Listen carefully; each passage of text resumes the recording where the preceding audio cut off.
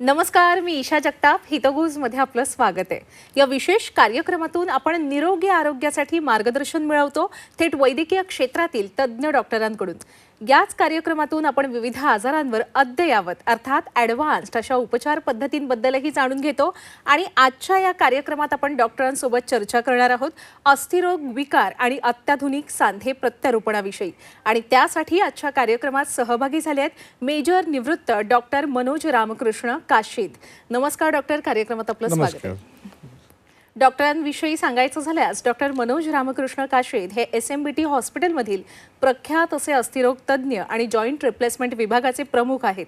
त्यांनी लोकमान्य टिळक वैद्यकीय महाविद्यालय जे सायन इथे आहे तिथून MBBS ही पदवी संपादित केली आणि INHS अश्विनी जे मुंबई इथेच आहे तिथून MS इन ऑर्थोपेडिक्स ही पदवी संपादित केली.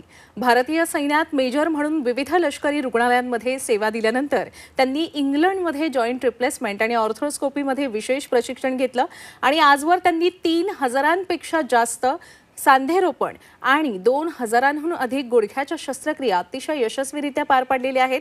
तसंच 4000हून अधिक ऑर्थोस्कोपिक ACL शस्त्रक्रिया त्यांनी पूर्ण केलेल्या आहेत. रुग्ण केंद्रित उपचार, अचूक शस्त्रक्रिया आणि उत्कृष्ट परिणामांसाठी ते ओळखले जातात. डॉक्टर, सुरुवातीला आम्हाला हेच सांगा की आपण अस्थिरोग तज्ज्ञ आहात, प्रख्यात असे. मुळात अस्थिरोग म्हणजे नेमका हा आजार काय असतो आणि आपल्या प्रवासाविषयी सांगा, आपल्या SMBT हॉस्पिटलविषयी सांगा. हाडांशी निगडीत असलेले आजार, ते फ्रॅक्चर असतील किंवा वयोमानानुसार येणारा संधिवात असेल, हे सर्व निगडीत जे आजार आहेत त्यांना अस्थिरोग असं म्हणतात. मी महाविद्यालयातून INHS अश्विनीमधून पोस्ट ग्रॅज्युएशन केल्यानंतर मला एक गोष्ट लक्षात आली की माझं चॉईस ऑफ इंटरेस्ट म्हणजे मला ज्याची आवड होती ती म्हणजे जॉईंट रिप्लेसमेंट. आणि त्या इनफ सर्जरीज मला करायला मिळत नव्हत्या. आणि मी आर्मीच्या बॅकग्राऊंडमधून शिकलेलं असल्यामुळे, पोस्ट ग्रॅज्युएशन माझं तिथे झालेलं असल्यामुळे मी आर्मीमध्ये जॉईन करायचा निर्णय घेतला आणि पूर्ण उत्तर भारतामध्ये मी फिरलो. आणि त्यानंतर एक 7 वर्षांनी मी मेजर ही पदवी घेऊन बाहेर पडलो आणि 5000 जॉईंट रिप्लेसमेंट सर्जरीचा अनुभव घेऊन बाहेर पडलो. बाहेर पडल्यानंतर मला ही कळलं की ही सर्जरी इतरांसाठी सुकर कशी व्हावी, इतरांना त्याचा उपयोग कसा करून घेता यावा, आपल्या विद्यार्थ्यांना हे कसं शिकवावं, हा थोडासा मेडिकल कॉलेजच्या प्रती असलेला कल माझ्याकडे होता. SMBT हे रुग्णालय निवडलं. रुग्णालयाचं परिसर स्वच्छ होता, निसर्गरम्य ठिकाणी हे रुग्णालय आहे. आणि हा सर्वात विशेष म्हणजे पेशंटचा फ्लो, ह्यांचा कॅचमेंट एरिया ह्या SMBTचा खूप छान आहे, खूप वास्ट मोठा आहे. आणि त्यामुळे तऱ्हेतऱ्हेचे पेशंट मला इथे हाताळायला मिळतील आणि त्याच्याबरोबर पोस्ट ग्रॅज्युएट विद्यार्थ्यांना शिकवताही येईल. हा दुहेरी शिकवता सुद्धा, मी प्रोफेसर पण आहे तिथे. आणि त्यामुळे हा दुहेरी फायदा मला SMBT मध्ये मिळाला आणि मला खूप आनंद आहे, मी SMBTशी निगडीत आहे. अगदीच अगदीच. खरं तर आज जर आपण पाहिलं ना डॉक्टर, तर तुमच्याकडे सुद्धा भरपूर पेशंट्स येत असतील सांधेदुखीचे.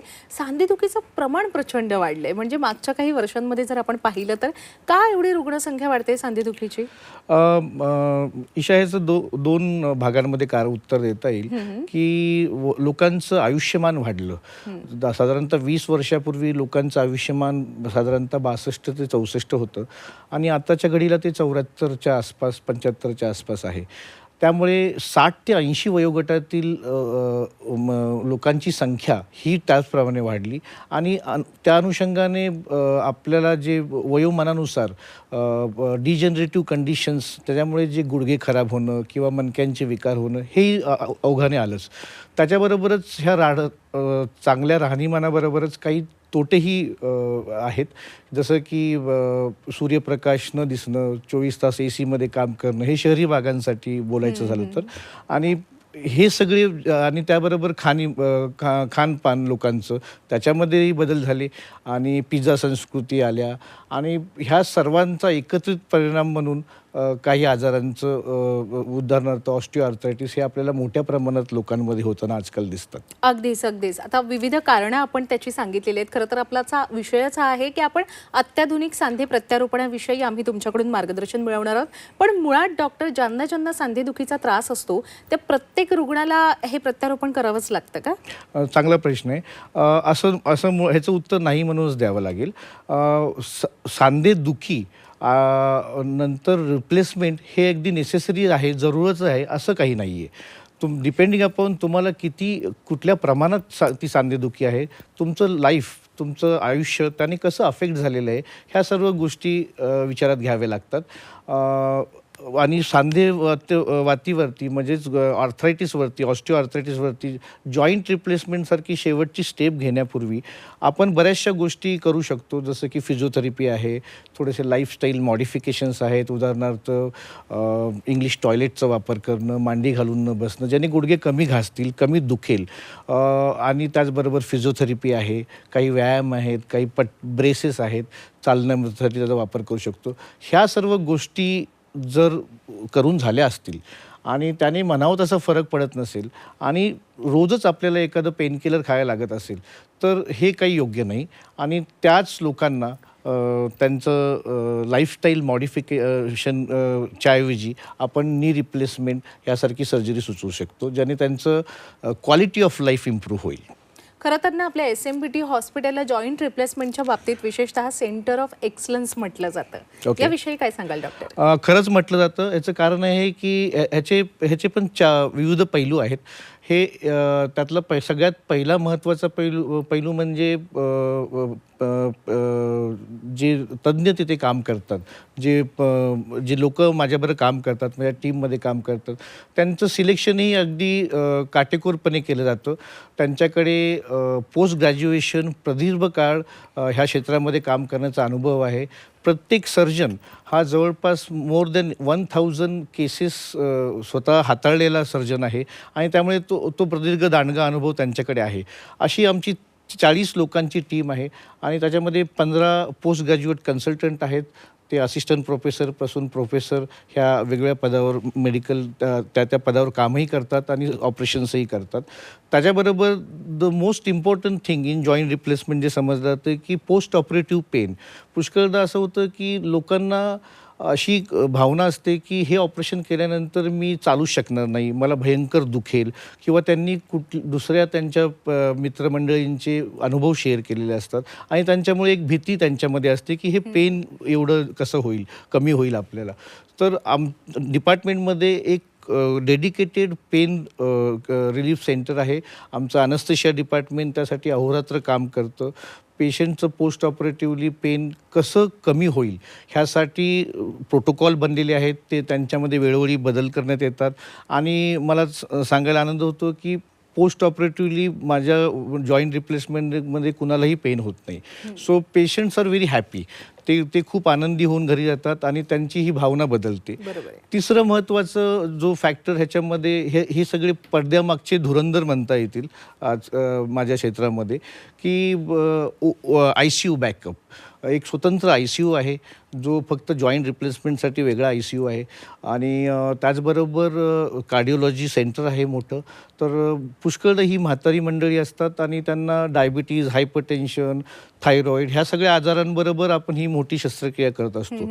तर त्याच्या अनुषंगाने येणारे कॉम्प्लिकेशन्स पण आलेच. सो माझ्याकडे SMBTमध्ये तो स्ट्रॉंग बॅकअप आहे ह्या सगळ्या मंडळींचा. तर कुठल्याही क्षणी मी त्यांना बोलवलं तर ते येऊन ती केस बघणार आणि जी काही कॉम्प्लिकेशन आहे त्यांच्या क्षेत्रातली तो क्रॉस रेफरन्स मी केव्हाही घेऊ शकतो. हा माझ्याकडे एक ॲडव्हान्टेज आहे. आणि चौथं म्हणजे सगळ्यात महत्त्वाचं म्हणजे फिजिओथेरपी. आता हा भाग नेहमी दुर्लक्षित आहे ह्या क्षेत्रामध्ये. कारण असं होतं की बाहेर जेव्हा ऑपरेशन करतो तेव्हा 2 दिवसांनी पेशंटची सुट्टी केली जाते आणि नंतर मग त्यांना घरीच व्यायाम करायला लावलं जातं. आता पण SMBTमध्ये तसं होत नाही. एक डेडिकेटेड फिजिओथेरपी सेंटर आहे. तिथं फिजिओथेरपीचं पण एक मेडिकल कॉलेज आहे. सो माझ्याकडे सतत एक मॅनपॉवर असते फिजिओथेरपी कंटिन्युअस अहोरात्र पेशंटला देण्यासाठी. आणि ऑपरेशन झाल्यानंतर जवळपास आमचे काही टार्गेट असतात. ते टार्गेट अचीव केल्याशिवाय पेशंटला डिस्चार्जही करत नाही. त्याचे एक्स्ट्रा पैसे नसतात, पण आमचं समाधान जोपर्यंत होत नाही तोपर्यंत आम्ही पेशंटला डिस्चार्ज करत नाही. आणि त्याच्यामुळेच ह्या सर्व घटक एकत्रित आल्यामुळेच SMBT एक सेंटर ऑफ एक्सलन्स होऊ शकलं, कारण ह्या सर्व लोकांचा त्याच्यामागं हातभार आहे. अगदीच. आणि जे तुम्ही हा मुद्दा मांडलात ना, तो अगदी खरं आहे की 2 दिवसात सुट्टी केली जाते रुग्णाची आणि मग घरच्या घरी फिजिओथेरपी अर्थात वेगवेगळे व्यायाम सुचवले जातात. Exactly. पण आपल्याकडे हा फिजिओथेरपी जो अत्यंत महत्त्वाचा भाग आहे रिहॅबिलिटेशन मधला, त्याच्यासाठी सुद्धा एक वेगळं कॉलेज आहे Yes. असं आपण सांगितलं. Yes. आणि शिवाय मला असं वाटतंय की आपल्याला सेंटर ऑफ एक्सलन्स याच्यासाठी सुद्धा म्हटलं जात असेल, कारण आपल्याकडे हिप म्हणा, अर्थात खुबे किंवा गुडघ्याचं म्हणा किंवा शोल्डरचं म्हणजे खांद्यांचं म्हणा, त्याचं प्रत्यारोपण सुद्धा केलं जातं. Yes. याविषयी माहिती द्या सर. साधारणतः नी रिप्लेसमेंट, जर आपण रिप्लेसमेंट म्हणजे प्रत्यारोपण, सांधे प्रत्यारोपण म्हटलं तर त्यातलं सगळ्यात मोस्ट कॉमन जॉईंट कुठला असेल तर तो म्हणजे गुडघा आणि म्हणजे नी रिप्लेसमेंट. त्याच्यानंतर जर सेकंड मोस्ट कॉमन असेल तर तो म्हणजे हिप जॉईंट आणि काही थोड्याशा कमी प्रमाणात शोल्डर आणि एल्बो रिप्लेसमेंट पण अवेलेबल असतं. खांदे जे गुडघे रिप्लेसमेंटचा जो भाग आहे तो पुष्कळदा वयोवृद्ध मंडळींना होतो. म्हणजे हा जो एज ग्रुप आहे तो आहे साधारणतः 60 पासून 80च्या एज ग्रुपमधला. तर ही सगळी वयोमानानुसार त्यांचे गुडघे खराब होणार असतात. आपल्या सगळ्यांचेच कधी ना काहीतरी होणार एका काळामध्ये. तर ही सगळी ती म्हातारी मंडळी असतात. खांद्यांच्या हिपच्या बाबतीत मात्र तसं बोलता येत नाही. हिपमध्ये पुष्कळदा जो वयोमानानुसार जे खराब होण्याची प्रक्रिया आहे ती हिपमध्ये एवढ्या लवकर होत नाही. पण हिपमध्ये एक विशिष्ट कारणाने, खासकर avascular necrosis of the femoral head, तो हा जो प्रकार आहे ज्याच्यामध्ये खुब्याच्या गोळ्याचा ब्लड सप्लाय काही कारणावळ निघून जातो आणि हिप खराब होतात. तर ही मंडळी रिलेटिव्हली यंग असतात. अगदी ती 20पासून ते 40पर्यंत एवढी तरुण असतात. आणि कोविडनंतर हे प्रमाण खूप वाढलेलं. आम्ही जवळपास गेल्या 4 वर्षामध्ये 3,500 हिप रिप्लेसमेंट केलेले आहेत. आणि हे सगळे पोस्ट कोविड होते. तर ते एक महत्त्वाचं कारण होतं कोविडनंतर. खांदं रिप्लेसमेंट म्हणाल तर खांद्याचं रिप्लेसमेंट थोडंसं रेअर असतं. म्हणजे सगळ्या रिप्लेसमेंटपैकी 1 ते 2% फक्त खांदे रिप्लेस होतात काही कारणाने. तेही आपल्या इथं SMBTला उत्तम प्रकारे केलं जातं. अगदी उत्तम प्रकारे केले जातातच. पण मी असं सुद्धा ऐकलंय की आपल्या SMBTमध्ये खूप कमी खर्चात किंवा एक कमी खर्चाचं पॅकेजच आहे नी रिप्लेसमेंटसाठी. हे खरं आहे डॉक्टर? हो, हे खरं आहे. ह्याच्यासाठी पण मॅनेजिंग ट्रस्टी आणि मॅनेजमेंटला ह्याचं क्रेडिट जरूर देणं इथं उचित वाटेल. कारण त्यांच्या सहकार्याशिवाय, त्यांच्या थॉट प्रोसेसशिवाय आणि विजनशिवाय हे सगळं शक्य नव्हतं. अगदी SMBTला काही काळापूर्वी महात्मा ज्योतिबा फुले ही योजनाही होती. त्याच्या अंतर्गत फ्रीमध्ये जॉईंट रिप्लेसमेंट शक्य होतं. आणि त्या प्रत्येक केसमागं मॅनेजमेंटने स्वतःच्या पदरचे पण 15-20 हजार रुपये टाकलेत. आणि वेन दॅट हे जेव्हा महिन्याभराचे 150 ते 200 पेशंट होतात तेव्हा हा खर्च मोठा होतो. त्यांनी तिथेही तग धरला. आणि आता ही योजना गेल्यानंतर सरकारला माझी विनंती आहे की नवीन योजना पण आम्हाला द्यावी प्रधानमंत्री योजनेअंतर्गत, जेणेकरून आम्ही तळागाळातल्या आर्थिकदृष्ट्या मागासवर्गीय लोकांचं थोडंसं मदत करू शकू ह्याच्यामध्ये. आत्ता जे पॅकेजेस आहेत तर SMBTमध्ये ही पॅकेजेस साधारणतः 80,000 रुपये इन द वॉर्ड्स एका TKRसाठी, टोटल नी रिप्लेसमेंटसाठी. ते त्यांच्याकडे एक प्रायव्हेट हॉस्पिटल पण आहे 100 बेडचं केअर प्लस म्हणून. तिथे TKR अगदी 99,000मध्ये होऊ शकतं. सो एवढ्या कमी रेटचं सर्वे करण्यात आलं की आपण समाजाला कमीत कमी वाजवी दरामध्ये उत्कृष्ट सेवा कशी देऊ शकतो, उत्तम इम्प्लांट वापरून, फॉरेनचे इम्प्लांट वापरून आपण हे कसं करू शकतो. तर ह्यावर सर्व विचार करून ही किंमत ठरवण्यात आली, जेणेकरून प्रत्येक वर्गातल्या लोकांना त्याचा फायदा घेण्यात मिळावा. अगदीच. खरं तर आपल्याकडे रीडू जॉईंट रिप्लेसमेंट सुद्धा केल्या जातात ना डॉक्टर? येस.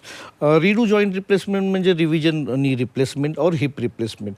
वेगवेगळ्या कारणाने हे नी रिप्लेसमेंट असतात किंवा हिप रिप्लेसमेंट कालांतराने ते खराब होऊ शकतात.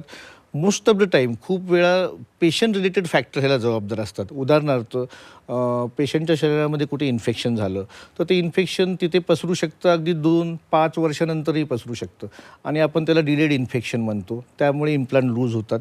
अदरवाईज पेशंटच्या हाडांमध्ये दम नसेल, जर हाडं ऑस्टिओपोरोटिक असतील, ठिसूळ असतील, तर जे सगळे इम्प्लांट असतात ते सिमेंटनी त्या हाडांना चिटकवलेले असतात. तर ते कधी निघायला लागतात, लूज होतात. त्याला असेप्टिक लूजनिंग म्हणतात. हे सर्व वर्ग जे आहेत ते रिव्हिजन रिप्लेसमेंटसाठी पात्र असतात. आता ह्यांना रिप्लेसमेंट करायचं म्हणजे जवळपास 5 ते 10 लाख रुपयाचा खर्च बाहेर अपेक्षित आहे.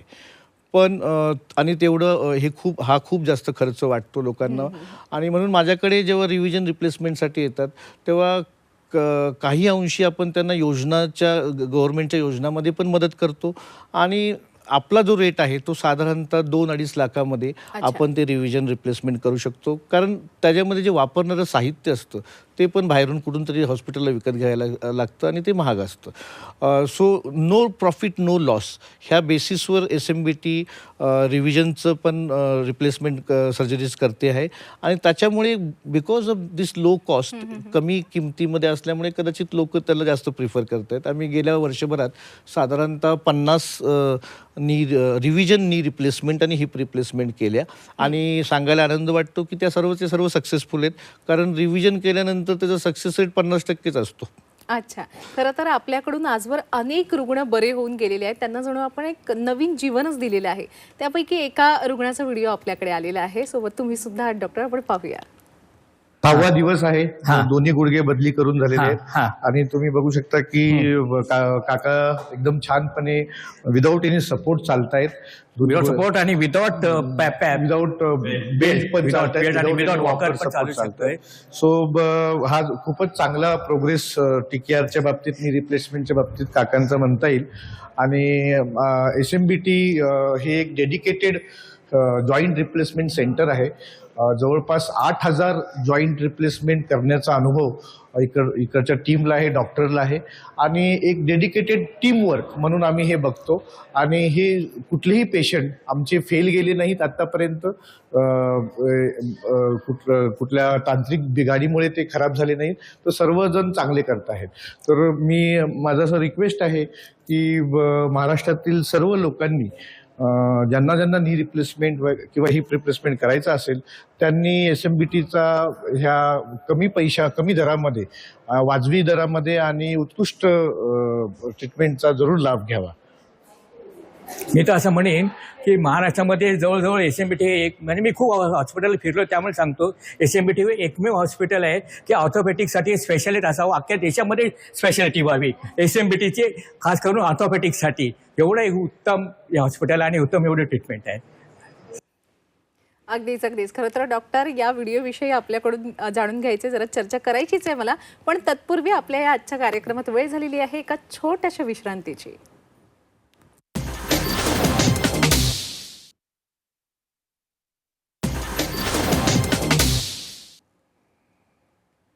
विश्रांतीनंतर आपलं पुन्हा एकदा स्वागत आहे. आपण पाहताय हितगुज आणि आज आपण डॉक्टरांसोबत चर्चा करतोय अस्थिरोग, विकार आणि अत्याधुनिक सांधे प्रत्यारोपणाविषयी. आणि याबाबत आपल्याला मार्गदर्शन करतायत मेजर निवृत्त डॉक्टर मनोज रामकृष्ण काशीद सर.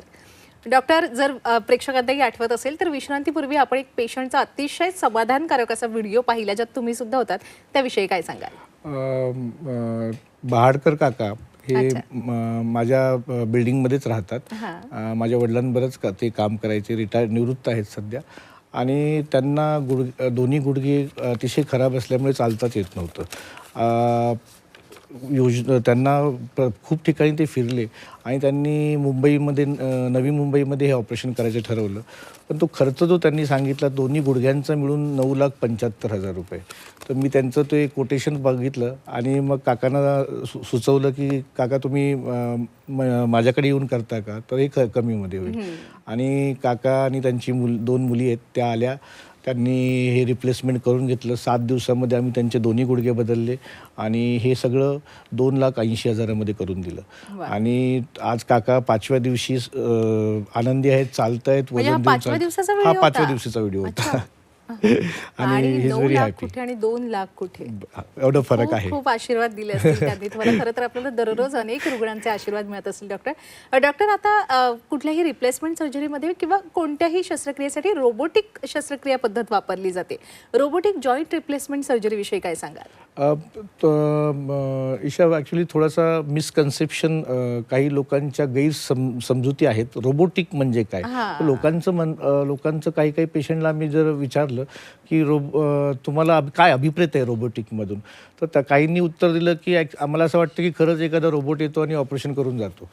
आणि हे खूप हास्यास्पद आहे. ॲक्च्युली रोबोटिक नी रिप्लेसमेंट म्हणजे जे बोन कट असतात ते रोबोटच्या एका आर्मने घेतले जातात, कॉम्प्युटराईज असतात. आणि ते कट घेतल्यानंतर पुढचं जी सर्जरी आहे ते ऑर्थोपेडिक सर्जनलाच करायचं आहे.